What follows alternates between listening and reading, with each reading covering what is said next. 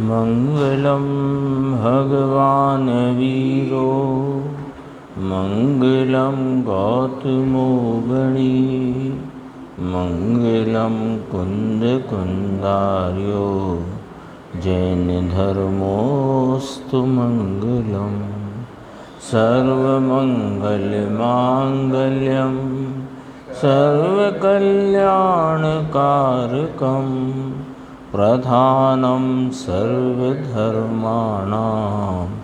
जैनम जयतु शासनम सहजानंद चैतन्य प्रकाशाय महीयसे नमो अनेकांत विश्रांति महिमने परमात्मने। आचार्य कुंद कुंद देव द्वारा रचित पंचास्तिका संग्रह, इसकी गाथा 42, इसकी स्वाध्यायपन आज प्रारंभ करते हैं। 42वीं गाथा है, पेज नंबर इसमें हिंदी में 272 है। दंसणमविचक्षुजुदम् अचक्षुजुदम् अवीयोहिणा सह्यम् अणिधणमनन्तविषयं केवलीयं चाविपणतं चक्षु अचक्षु अवधि केवल दर्श चार प्रकार हैं। निराकार दर्शोपयोग में सामान्य का प्रतिभास है। टीका की प्रथम पंक्ति है उत्थानिका। यह दर्शन उपयोग के भेदों के नाम और स्वरूप का कथन है। अन्वयार्थ है कि दर्शन भी चक्षु दर्शन, अचक्षु दर्शन, अवधि दर्शन और अनंत जिसका विषय है, ऐसे अविनाशी केवल दर्शन, ऐसे 4 भेद वाला कहा है। केवल दर्शन के साथ यह अनंत विषयम विशेषण लगाया, जो अपन ने पढ़ा ना मूल गाथा में। अधि अणिधणम अनंत विषयम केवलीयम, विषय अनंत विषय, अनंत जिसका विषय है, ऐसा अविनाशी केवल दर्शन, ऐसे चक्षु दर्शन, अचक्षु दर्शन, अवधि दर्शन और केवल दर्शन, 4 प्रकार के नाम आए और उनके स्वरूप का कथन भी इस टीका में आएगा। देखो इस प्रकार ये पढ़े ना अपन ने 4 नाम, चक्षु दर्शन, अचक्षु दर्शन, अवधि दर्शन और केवल दर्शन। इस प्रकार दर्शन उपयोग के भेदों के नाम का कथन है। अब उसके स्वरूप का कथन किया जाता है। तो यहाँ पहली पंक्ति, आत्मा वास्तव में अनंत सर्व आत्म प्रदेशों में व्यापक विशुद्ध दर्शन सामान्य स्वरूप है। जैसे पिछली गाथा का पहली पंक्ति थी, आत्मा वास्तव में अनंत सर्व आत्म प्रदेशों में व्यापक विशुद्ध ज्ञान सामान्य स्वरूप है, ये आया था ना। इसमें भी ये लिया कि वास्तव में तो अनंत विशेषण लगेगा दर्शन सामान्य स्वरूप के साथ, है ना। तो ऐसे पढ़ सकते हैं, आत्मा वास्तव में सर्व आत्म प्रदेशों में व्यापक अनंत विशुद्ध दर्शन सामान्य स्वरूप है। यहाँ सामान्य का अर्थ निराकार नहीं है, यहाँ सामान्य का अर्थ है कि एक रूपता से सदैव रहने वाला। विशेष तो अब उसके 4 भेद कहेंगे। 4 भेदों से रहित एक रूपता स्वरूप जो सामान्य प्रतिभासमयता है, उसका नाम है दर्शन सामान्य स्वरूप। वह आत्मा है, ज्ञान सामान्य, दर्शन सामान्य। ज्ञान भी सामान्य है ना, सब सदैव एक रूप रहता है। फिर उसकी पर्यायों में जो भेद पड़ते हैं उनका व्यवहार से 8 प्रकार से भेद किया। ऐसे ही दर्शन सामान्य सदृश एक रूप रहने वाला अनादि अनंत स्वभाव है, उसका जो पर्यायों में पड़ते भेद हैं वे 4 प्रकार हैं, चक्षु दर्शन, अचक्षु दर्शन, अवधि दर्शन और केवल दर्शन। अब ये कहा कि वह आत्मा, कौन सा आत्मा, जो कि अनंत विशुद्ध दर्शन सामान्य स्वरूप है, वह आत्मा वास्तव में, अब 4 भेद कहेंगे, तो 4 भेद कहेंगे तो निमित्त पर से उसकी बात कही जाएगी। तो वास्तव में अनादि दर्शनावरण कर्म से आच्छादित प्रदेशों वाला वर्तता हुआ। अब आत्मा है तो विशुद्ध दर्शन सामान्य स्वरूप, लेकिन अनादि से निमित्त रूप से दर्शनावरण से आच्छादित हो रहा है, उसका प्रगटपना पर्याय में, स्वभाव में नहीं। स्वभाव आच्छादित नहीं होता, स्वभाव आच्छादित नहीं होता, पर स्वभाव का जो पर्याय में प्रगटपना है वह आच्छादित है अथवा अल्प रूप है। तो उस अल्प रूपता में निमित्त कौन है कि दर्शनावरण कर्म का जो आच्छादन है या उसको निमित्त रूप समझना। हाँ, स्वभाव तो कभी आच्छादित नहीं होता। हाँ। अब करना है कथन भेदों का, भेद कहाँ खड़े होते हैं, स्वभाव में कि पर्याय में, कि पर्याय में। तो पर्याय में पढ़ते हुए जो भेद हैं, पर्याय में वर्तते हुए जो भेद हैं, वे उन पर्यायों में विविध रूपता आई ना, विशेषपना आया। स्वभाव सामान्य स्वरूप है और पर्यायों में विशेषपना है, तो विशेषपने में निमित्त कौन के दर्शनावरण का कर, उसकी अब चर्चा एक एक करके करते हैं। उस प्रकार के अर्थात चक्षु दर्शन के आवरण के क्षयोपशम से, यानी चक्षु दर्शनावरणी के आवरण का क्षयोपशम और चक्षु इंद्रिय का अवलंबन से मूर्त द्रव्य को विकल रूप से सामान्यतः अवबोधन करता है, वह चक्षु दर्शन है। यहाँ सामान्यता का अर्थ निराकार है, वहाँ सामान्य का अर्थ एक रूप सदृश है। सामान्य शब्द दोनों जगह आया ना, तो दोनों जगह अलग अलग अर्थ है। देखो अब ये जो चक्षु दर्शन की व्याख्या आई, इसमें भी 3 निमित्त रखे।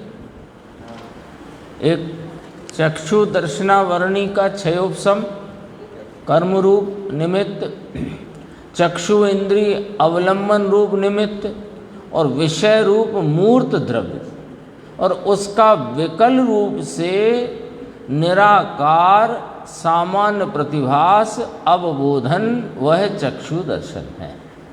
हो गई ना व्याख्या, एक हुई। दूसरी, संसार अवस्था में जब तक छद्मस्त है ना, तो छद्मस्त है तो उसके ज्ञान का और दर्शन का उपयोग तो ज्ञान दर्शन रूप है ना, तो उसके उपयोग का कहो कि उसके ज्ञान दर्शन का परिपूर्ण विकास पर्याय में प्रकट नहीं है। स्वभाव तो परिपूर्ण प्रकट है, लेकिन पर्याय में उसका परिपूर्ण विकास प्रकट नहीं है। तो परिपूर्ण विकास प्रकट नहीं है तो जो अपूर्णता है उसके भेद कहे। इस तरह के तीनों प्रकार के उसमें भी ज्ञान के भेदों में भी यही आया था, तीनों प्रकार के। हाँ, ज्ञान का क्षयोपशम, हाँ, इंद्रिय, हाँ, और विषय रूप। हाँ, तो ये निमित्त तो इसलिए है ना, किसको जानता है, किस प्रकार जानता है, कब जानता है, 3 हुए ना। किसको कि मूर्त द्रव्य को, कैसा कि विकल रूप से, किसके द्वारा कि चक्षु इंद्रिय के अवलंबन से, कब कि जब वो चक्षु दर्शनावरणी का क्षयोपशम होता है तब, है ना। जब कब तो उधर एक निमित्त का ज्ञान कराया। कब ऐसा चक्षु दर्शन परिणमित होता है, दर्शन स्वभाव तो सामान्य है, पर उसका इस प्रकार का विशेष कि जिसमें चक्षु दर्शन रूप पर्याय का परिणमन हो, तो कब होता है कि जब चक्षु दर्शनावरणी के क्षयोपशम का भाव हो निमित्त में, अवलंबन है चक्षु इंद्री का, और विषय कौन है कि मूर्त विषय है, अमूर्त नहीं है, मूर्त विषय है। और उसका कैसा निराकार अवभाषण या अवबोध है कि विकल है, विकल नाम परिपूर्ण रूप से नहीं।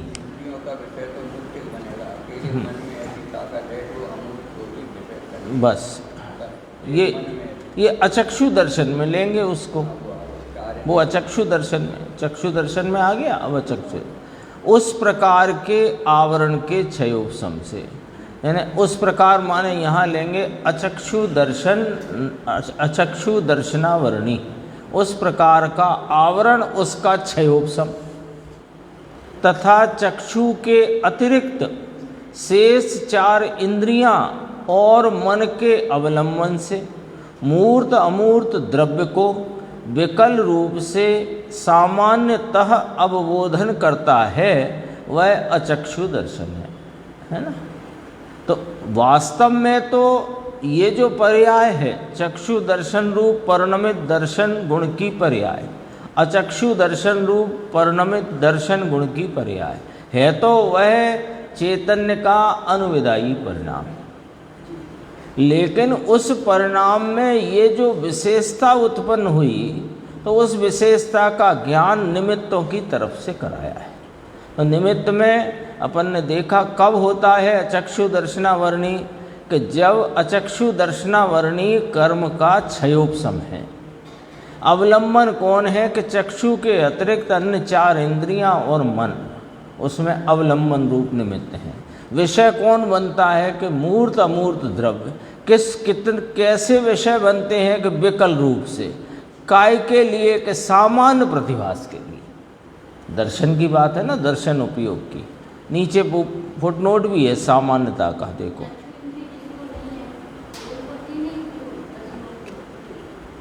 तीसरा तो केवल दर्शन तो है ही नहीं। अब जिसके मन भी नहीं है तो उसके अन्य इंद्रिय है, तो मूर्त द्रव्य ही बनेंगे, अमूर्त नहीं बनेगा। मन नहीं है तो इसमें अचक्षु दर्शन में मन भी लिया ना, नहीं है तो नहीं है, तो उस प्रकार का दर्शन उपयोग भी नहीं है। देखो 5 इंद्रियां हैं ना, तो अचक्षु दर्शन में चक्षु को छोड़ दो, तो अब बची स्पर्शन, रसना, घ्राण और कर्ण। ठीक है, तो स्पर्शन तो सदैव है ही है, तो उसके अवलंबन से उतना जितना वहाँ पर उघाड़ है, विकास है, और मूर्त द्रव्य का विकल रूप से सामान्य प्रतिभास है ना। एक कम से कम ले लो तो स्पर्शन इंद्रिय, तो ऐसे ही फिर विकास रूप जितनी जितनी इंद्रिय उतना उतना। मन है तो अमूर्त विषय भी उसका सामान्य प्रतिभास रूप से विषय बनता है। नीचे फुटनोट है ना इसका, देखो। सामान्यता अवबोधन करना माने देखना, इसे देखना कहते हैं। सामान्य अवबोध अर्थात सामान्य प्रतिभास। अब कहते इसे देखना है, पर है ये सामान्य प्रतिभास। देखना तो ऐसे कहा कि जैसे ये टेबल है, तो पहले ये नज़र में आती है ना, तो देखना इसको, तो वो सामान्य प्रतिभास पहले होता है। किसी भी विषय का सामान्य प्रतिभास पहले होता है। फिर हाँ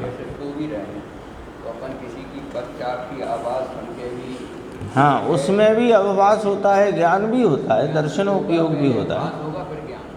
अब उसमें कर्ण इंद्री के निमित्त से उस प्रकार का अपने को सामान्य अवभाषण हुआ, फिर उसी में अवग्रही या अवाय धारणा द्वारा मति ज्ञान हुआ, फिर अपन ने देख लिया अरे ये तो फला है, तो शुद्ध ज्ञान हुआ, फला व्यक्ति है। क्योंकि दर्शन उपयोग और ज्ञानोपयोग दोनों ही प्रकार के उपयोग जीव को निरंतर परिणमन रूप रहते हैं। क्योंकि ज्ञान गुण है, दर्शन भी गुण है, और गुण का परिणमन कभी ना हो ऐसा होता नहीं। देखना माने ऐसे देखने की बात नहीं चल रही। देखने का अर्थ है यहाँ सामान्य प्रतिभास, हाँ, कुछ भी कहना उसमें कहना पड़ा, बाकी है इतना उसका प्रतिभास में आ जाना। और दर्शन उपयोग पूर्वक उस विषय के संबंध में मति ज्ञान में भी अवग्रह या अवाय धारणा हो, फिर श्रुत ज्ञान रूप परिणमित होकर ये वह है कि नहीं है कि या है, जो भी है उसका, वो तो इतनी शीघ्रता से है ना, अपने को तो असंख्यात समय बाद ख्याल में आता है, तो ये क्या क्या परिणमन हो गया वो ख्याल में नहीं आता है। हो जाता है निरंतरता में। अब तीसरा, उस प्रकार के आवरण के क्षयोपशम से, यानी अवधि दर्शनावरणी के क्षयोपशम से ही मूर्त द्रव्य को, अब यहाँ इंद्रियों की जरूरत नहीं है अवधि दर्शन में, है ना, तो उसका निमित्त का यहाँ चर्चा भी नहीं है, और लेकिन विषय मूर्त द्रव्य ही है, तो मूर्त द्रव्य को विकल रूप से सामान्यतः अवबोधन करता है, वह अवधि दर्शन है ना। 3 हो गए। चक्षु क्षयोपशम तो आ गया, अवधि दर्शनावरणी का क्षयोपशम, उस प्रकार माने ले लो, अवधि दर्शनावरणी का क्षयोपशम। अब यहाँ अवलंबन रूप मन इंद्रिय नहीं, मूर्त और विषय कौन है कि मूर्त द्रव्य है, तो मूर्त द्रव्य को विकल रूप से सामान्यतः अवबोधन नाम सामान्य प्रतिभास रूप से देखता है, ऐसा कहा जाता है ना, देखता है, वह अवधि दर्शन है। दर्शन है ना, इसलिए भी देखता कहा, ज्ञान है तो जानता कहा। अब चौथा, समस्त आवरण के अत्यंत क्षय से केवल ही, यानी आत्मा अकेला ही मूर्त अमूर्त द्रव्य को, सभी पदार्थों को सकल रूप से सामान्यतः अवबोधन करता है, वह स्वाभाविक केवल दर्शन है। ये स्वभाव रूप यानी परिपूर्ण स्वभाव का परिपूर्ण प्रकटपना, तो उसका नाम केवल दर्शन है। इस प्रकार दर्शन उपयोग के भेदों के स्वरूप का कथन है। हाँ, तो सामान्य प्रतिभास, सामान्य अवभाषण, सामान्य प्रतिबोध,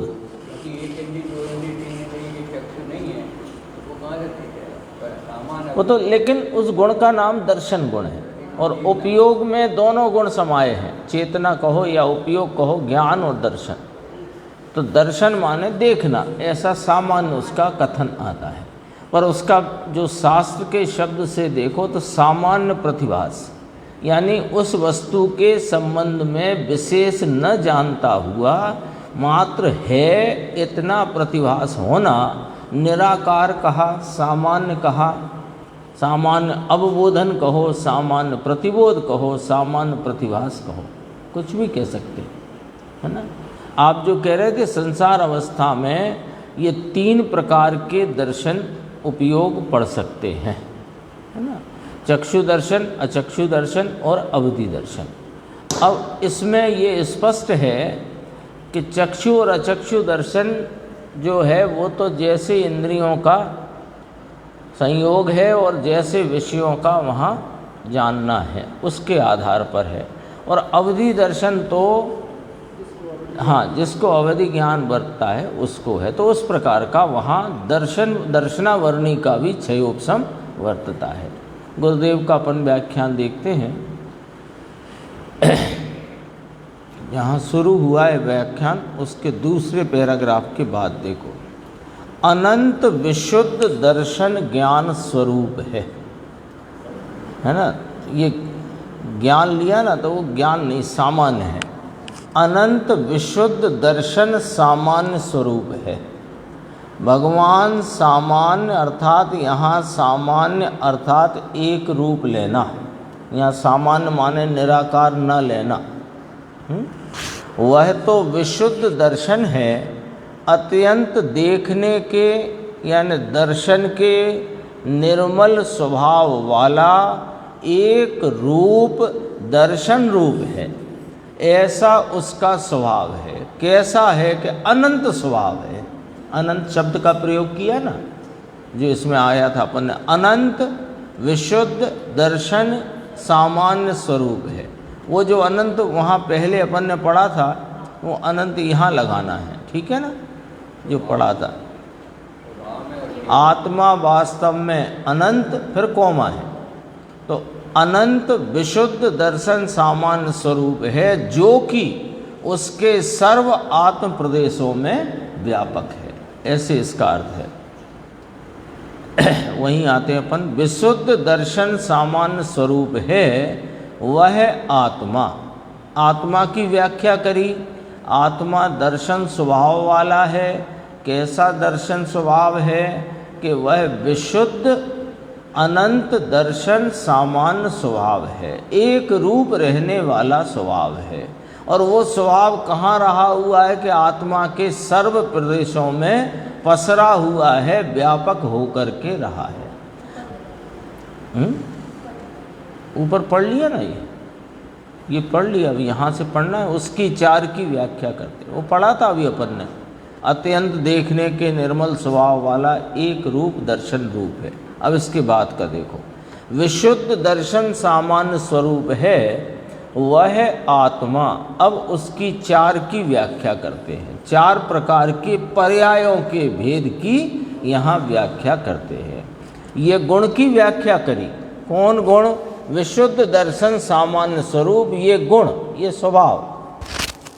अब उसकी पर्याय की व्याख्या करते हैं, तो कहते हैं वास्तव में अनादि दर्शनावरण कर्म से आच्छादित प्रदेशों वाला वर्तता हुआ। ऐसा होने पर भी, अब देखो इसकी खुलासा गुरुदेव श्री की, अनादि से अपने भाव आवरण से ढका हुआ, उसमें निमित्त दर्शनावरणीय पुद्गल जड़ कर्म निमित्त है। निमित्त ने इसके प्रदेशों पर आच्छादन किया है, ये तो निमित्त का कथन है ना। वो पुद्गल कर्म ने आच्छादन किया है, ये तो निमित्त का कथन है। दरअसल तो उस जाति का भाव आवरण इसकी पर्याय में चला आया है अनादि से। आज ऐसी बात हो रही थी, तो जब कभी भी कोई निमित्त की चर्चा आए, शास्त्र में आगम में जहाँ भी, वहाँ पर नैमित्तिक क्या है ये अपने को भली भांति जानना ही चाहिए।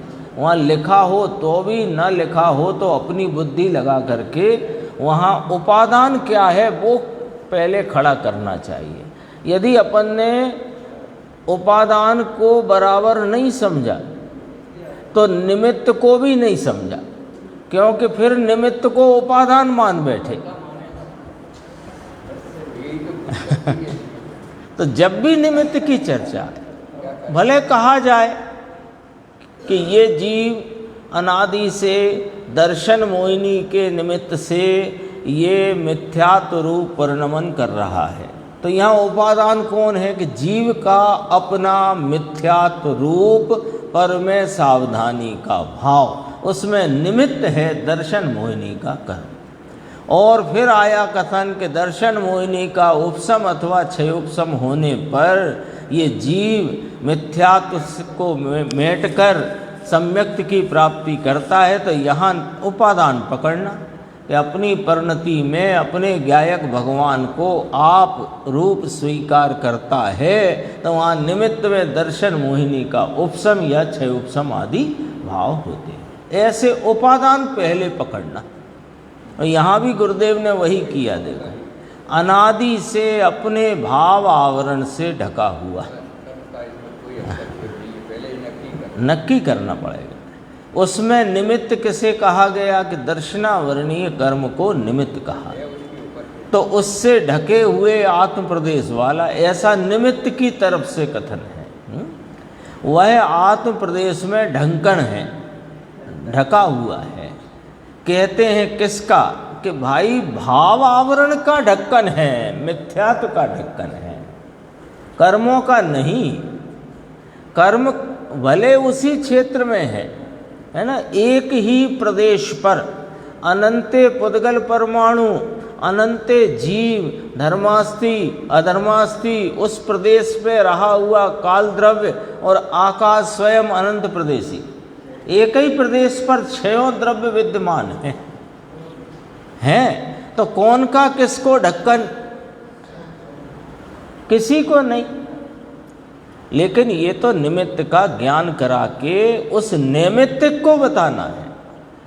व्यवहार परमार्थ का प्रतिपादक है, व्यवहार व्यवहार का प्रतिपादक नहीं है। यदि व्यवहार से व्यवहार को ही समझ पाए तो हमने व्यवहार भी नहीं समझा। यही तो गड़बड़ है जो गुरुदेव कहते हैं 5 बिंदुओं का झगड़ा है। निमित्त, उपादान, व्यवहार, निश्चय, क्रमबद्ध पर्याय। और क्रमबद्ध पर्याय तो ऐसा विषय है कि एक बार निमित्त उपादान की बात समझ में आए तो क्रमबद्ध पर्याय अपने आप समझ आती है, और निश्चय व्यवहार भी तुरंत वहाँ पर दोनों अलग अलग उनके विषय और अलग अलग भाव तुरंत परिलक्षित हो जाते हैं। देखो, भाव आवरण में पहले आ गया है, पिछले 41 नंबर की गाथा में भी भाव आवरण का स्वरूप आया था। क्या कि अपने को एक समय की पर्याय जितना ही मानता हुआ, जो अपना चैतन्य तत्व सामान्य एक रूप ध्रुव सदृश स्वरूप है, उसको नहीं जानता, नहीं मानता, यही भाव आवरण है। तो भाव आवरण में की बात पहले आ गई है। तो अनादि से लिखा क्या? देखो, टीकाकार आचार्य ने लिखा क्या और अर्थ क्या निकलता है। लिखा कि अनादि दर्शनावरण कर्म से आच्छादित प्रदेशों वाला वर्तता हुआ। अर्थ निकला कि जो दर्शनावरण कर्म है वह इसकी पर्याय के उघाड़ में, अल्प उघाड़ में निमित्त है। ढका तो ये अपने भाव आवरण से है। ये निकला कि नहीं निकला अर्थ? देखो, आगे चलते हैं और इसमें बात है। अगला पेज आ गया 275, बीच का पैराग्राफ। कहो स्वरूप चंद भाई, ऐसा स्वरूप है। पहले समझण तो करे, ख्याल में तो बात को ले। समझे बिना दौड़ लगाने से फायदा नहीं। पहले समझो तो सही, आत्मा क्या, अनात्मा क्या, आत्मा का स्वरूप क्या, पर्याय में हीनता का कारण क्या, विपरीतता है तो उसका कारण क्या, जिनने विपरीतता छोड़ी तो कैसे छोड़ी, जो अभी सिद्ध भाव को प्राप्त हैं वे उन्होंने इस सिद्धत्व को कैसे प्राप्त किया। बराबर एक बार ख्याल में तो लो, समझन तो करो। भगवान आत्मा की महिमा क्या करना कहते हैं। भगवान स्वयं साक्षात प्रभु ही है ना। महिमा करना, ये करने के लिए कहते हैं क्या महिमा करें इसकी, ये तो स्वतः ही महिमावान पदार्थ है। ऐसे करें जैसे अपन बोलते हैं ना, अब आपके विषय में हम क्या कहें। इतना बोला कि आपके विषय में हम क्या कह सकते हैं, यानी इस चैतन्य महाप्रभु की महिमा वचनातीत है। क्या कहें, वचनों से इसकी महिमा क्या करें। वचनातीत वस्तु है, शब्दातीत, वचनातीत, विकल्पातीत, एकमात्र अनुभव गोचर वस्तु है।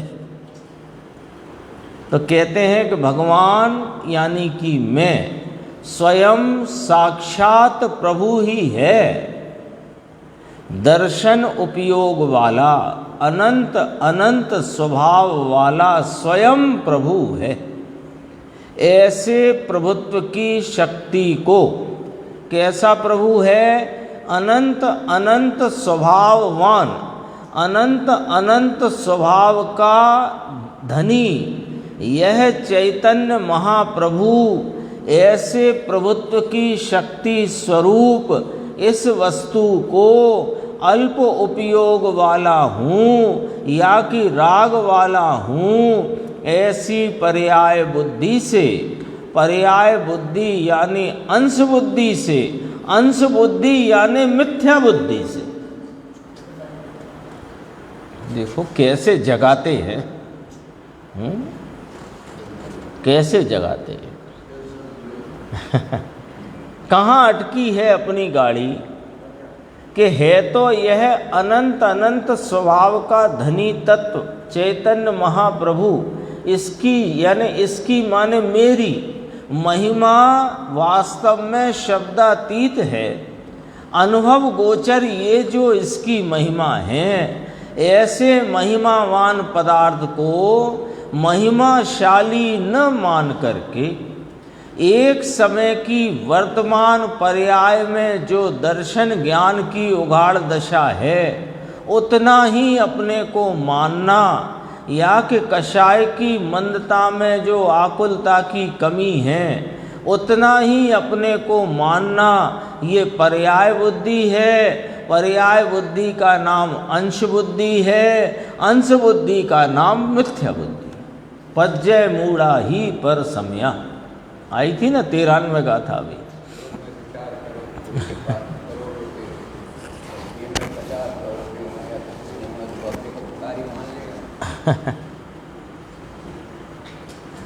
बेकारी माने तो मूर्ख है। जेब कटी कटाई जेब लेकर स्टेशन पे खड़ा हो तो भी अपने को करोड़पति ही अनुभव करता है। कदाचित एक पैसा भी नहीं जेब में, तो अनुभव में भिखारीपना आ जाता है क्या उसके?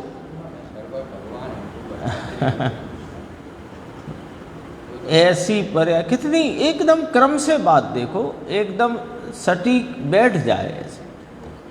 मैं अल्प उपयोग वाला हूँ, मैं राग वाला हूँ, ऐसी पर्याय बुद्धि। पर्याय बुद्धि माने अंश बुद्धि। ये अंशी जो है, अंशी नाम ये अनंत गुण स्वभाव स्वरूप अभेद अखंड एक सदरस ध्रुव स्वरूप वस्तु, ये जो अंशी है, इसको छोड़कर पर्याय के एक अंश पर रीझता है, ये पर्याय बुद्धि वाला है, नाम अंश बुद्धि वाला है। जो अंश बुद्धि वाला है वही मिथ्या बुद्धि वाला है। मिथ्यात्व क्या है कि यही मिथ्यात्व है। सारे अनंत दर्शन उपयोग स्वभाव का आच्छादन हो गया। दर्शनावरणी कर्म से किन्ना ना, वो तो निमित्त से बताया हुआ, तो अपने को अल्प पर्याय रूप मानने से। बोलो साहब, कहो समझ में आया? उसकी इसे खबर नहीं है ना। अपने को जैसे यही विषय चलता है, मान लो ये दर्शन उपयोग, उसके 4 प्रकार के भेद, तो कोई माने कि हमारा तो भाई क्षयोपशम कम है, समझ में नहीं आता, तो तुम क्षयोपशम स्वरूप हो ही नहीं। क्षयोपशम स्वरूप कहाँ हो तुम? ना तुम राग की तीव्रता मंदता वाले हो, ना क्षयोपशम रूप पर्याय वाले हो। तुम तो अनादि निधन ध्रुव एक रूप सामान सदरस सदरस रहने वाला, जो अखंड अभेद विशुद्ध ज्ञान दर्शन में वस्तु है, वो मैं हूँ। है कि स्वीकृति के अलावा और कोई कर्तव्य है ही नहीं इस भव में, और कोई कर्तव्य नहीं। तो जिनवाणी की वंदना अर्चना, तो वो तो तुम्हें जिनवाणी की वंदना अर्चना भी सच्ची तब जागेगी जब इसकी सच्ची प्रतीति होगी। क्योंकि जो अनादि से पता नहीं था, उसका पता जहाँ से चला, उसकी भक्ति बहुमान असली तो बाद में आता है। अभी तो सब ये देखा देखी का धंधा है। हाँ, उधर ही आएगा, उधर ही जाएगा, कहाँ जाएगा उसकी इसे खबर नहीं। और देखो और भी कई बिंदु हैं इसमें। अब ये केवल दर्शन की बात करते, चक्षु अचक्षु दर्शन की तो अपन समझ ही गए। देखो पेज नंबर 276 है, अगला पेज है। समस्त आवरण के अत्यंत क्षय से, अर्थात कि आत्मा अपने पूर्ण स्वभाव के अंतर में सावधानी रूप से आकर आवरण का क्षय होता है। अब कौन से आवरण का, के भाव आवरण का क्षय होता है, और वहाँ निमित्त में जो दर्शनावरणी ज्ञानावरणी निमित्त कहे थे, यहाँ दर्शन की चर्चा है तो दर्शनावरणी लो। तो दर्शनावरणी जो कर्म जड़ कर्म पुद्गल निमित्त कहा था, उसका भी क्षय स्वतः होता है। कैसे? कि पूर्ण स्वभाव की सावधानी रूप से परिणमन करने से। जो कर्म के उदय के जो निमित्त रूप कर्म है, उसका उदय उसमें सावधान है, उसको कर्म बंधन है। और जो स्वरूप में सावधान है, उसको निमित्त में कर्मों का क्षय है और परिणति में शुद्धता की वृद्धि है। निर्जरा इसी को कहते हैं। अपने पूर्ण स्वभाव के अंतर में सावधानी रूप से आकर आवरण का क्षय होता है। केवल ही, केवल दर्शन नाम है ना, केवल ही माने आत्मा अकेला ही, उसे निमित्त के अवलंबन में ना।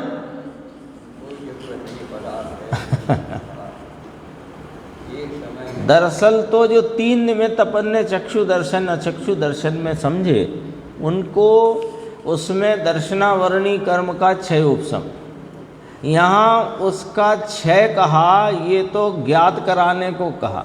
दरअसल तो उसकी कोई ज़रूरत रही नहीं, एक बात। दूसरी बात, किसी प्रकार की इंद्रियों के अवलंबन का कार्य नहीं, दो बात। तीसरी बात, जो मूर्त अमूर्त सब ही विषय, उनके वर्तमान दर्शन नाम निराकार रूप परिणमित उस परिणाम में वे सामान्य अभिभाषण रूप हो रहे हैं, उन विषयों की तरफ लक्ष्य नहीं। तो निमित्त का अवलंबन ही नहीं, निरालंबी है ये ज्ञान।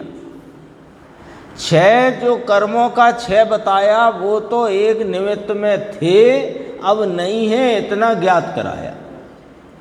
बाकी ना तो पदार्थों, ज्ञेय पदार्थों यानी दृश्य पदार्थों, या दर्शन में कहो तो दृश्य पदार्थों के प्रति लक्ष्य नहीं, और किसी इंद्रिय मन का अवलंबन नहीं, सीधा केवल आत्मा ही अकेला।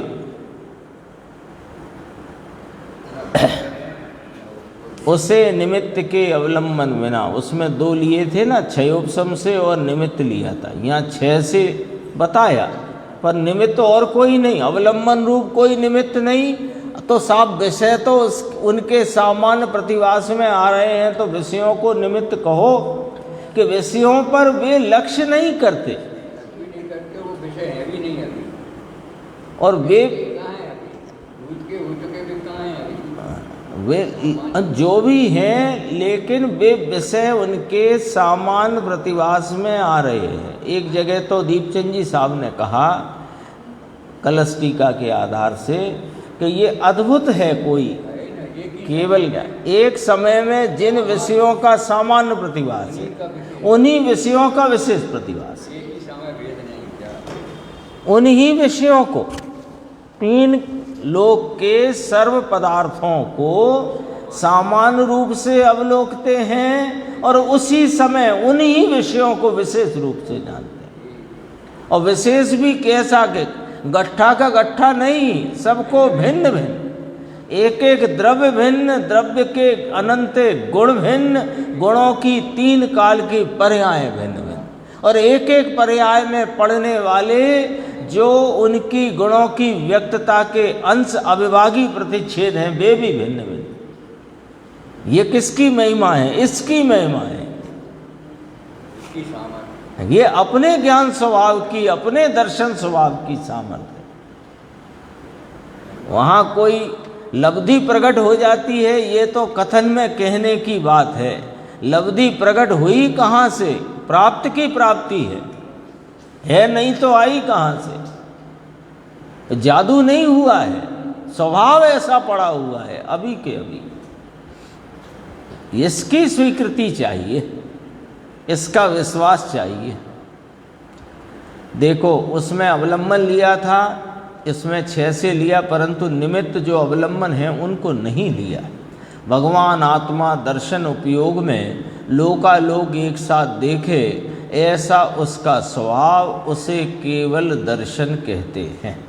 ये पाठ में है ना, अणिधणम अनंत विषयम, जिसका अंत नहीं और जिसका विषय अनंत है। केवल दर्शन प्रगटा सो प्रगटा, और विषय भी जिसके अनंत है। ऐसा केवली पन्नतम भगवान ने कहा। मूल पाठ में है अणिधणम, उसका नाश नहीं। अणिधणम है ना, तो अनंत, अनंत कैसा अनंत? काल अपेक्षा अनंत, नाश नहीं। और अनंत विषयम, अनंत जिसके विषय एक समय में बन रहे हैं। अनंत विषयम जिसका विषय अनंत, लोकालोक, तीन काल तीन लोक एक समय में दर्शन में भेद बिना दिखाई दे। ये यहाँ भेद नहीं है, भेद केवल ज्ञान में है।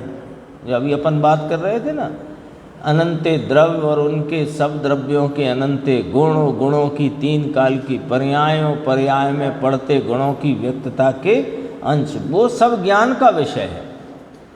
यहाँ तो सबको एक भेद बिना अवलोकते हैं। ऐसा आत्मा की दर्शन गुण के स्वभाव की पर्याय रूप दशा को केवल दर्शन उपयोग कहा जाता है। दर्शनोपयोग है ना, केवल दर्शनो उपयोग है। तो भारी सूक्ष्म समझ में आया। सूक्ष्मता क्या आई इसमें? गुरुदेव ने कहा सूक्ष्म है, तो सूक्ष्मता क्या है कि न कोई निमित्त है और केवल आत्मा ही अपने दर्शन स्वभाव की परिपूर्ण व्यक्तता के भाव में, परिपूर्ण प्रकटता के भाव में सारे लोकालोक को भेद बिना अवलोकते हैं। ऐसा केवल दर्शन अनंत है और अनंत विषयों को एक साथ उनका सामान्य प्रतिभास करता हुआ है। ये बात सूक्ष्म है, समझने की है, इसलिए इसका भाव बहुत गंभीर है।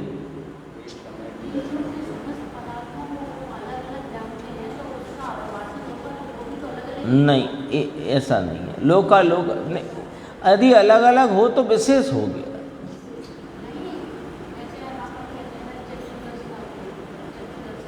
वहाँ ऐसा कुछ नहीं। हाँ, हाँ,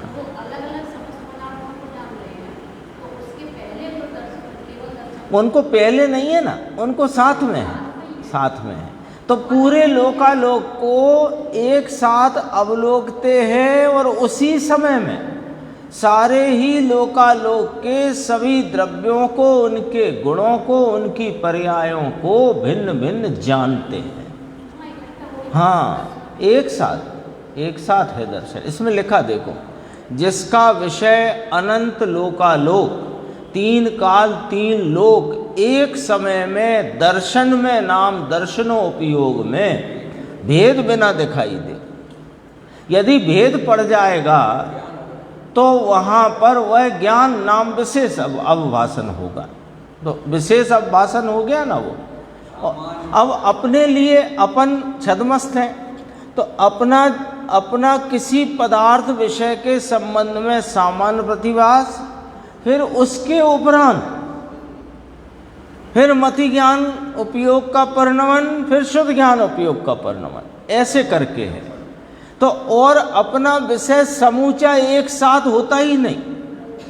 एक गुलाब जामुन में भी उसके स्पर्श रस गंध वर्ण आदि की व्यक्तता है, जो कुछ भी मीठा मुलायम खुशबू आदि, वो एक साथ तो ये जानता भी नहीं है।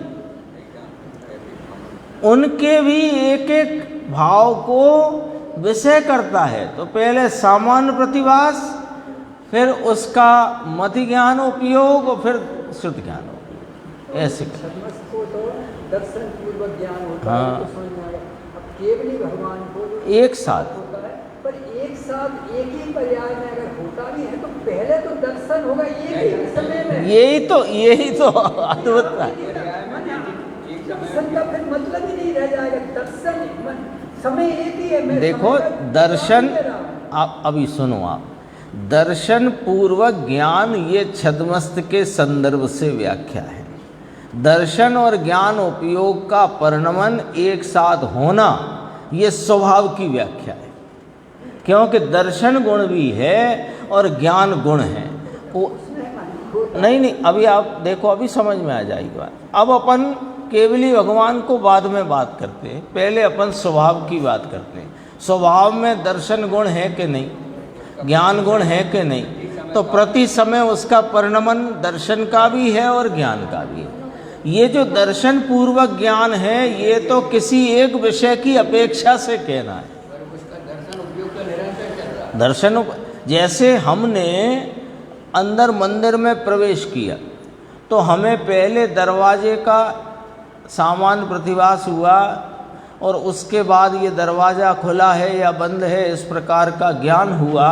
उस समय दर्शन उपयोग छुट्टी पे नहीं गया, उसने अगले विषय का सामान्य प्रतिभास उसको उस समय में।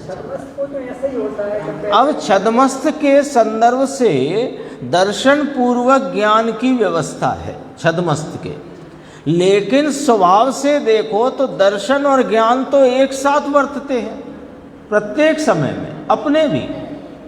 अब केवली परमात्मा के उनके भी दर्शन उपयोग और ज्ञान उपयोग एक साथ वर्तते हैं, केवल दर्शन केवल ज्ञान, तो उनका विषय तो बदलता नहीं है ना, उनका विषय तो बदलता नहीं है। यहाँ तो विषय बदलता है, उनका विषय कब बदलता है?